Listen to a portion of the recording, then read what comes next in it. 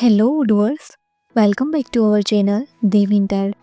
Today we will see how to create lead from the ticket form. So let's see about that. You can see here our module Dev CRM Helpdesk. First install this module, so click on this activate button. Now our module is installable. First go to settings, go to users and see here these options for create leads. Allow these.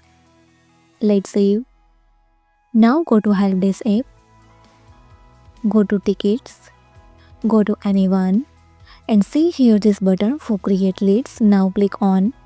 Set here closing date, set priority, add text like a product. Let's save. So see here, lead is created. I want to create one more. Again set here date, priority and text is a software. Let's save. So see here now display total 2. It means you can create multiple. Now open this and see here you created lead. Also display this button for create ticket from the CRM. Set here name from the CRM screen. Set here type. Category is IT support.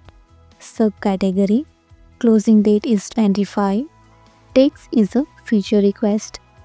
Let's save. So see here, ticket is generated. Now open this and display your created ticket from the CRM screen. If you found this helpful, do it like, share and subscribe. Thanks for watching this video.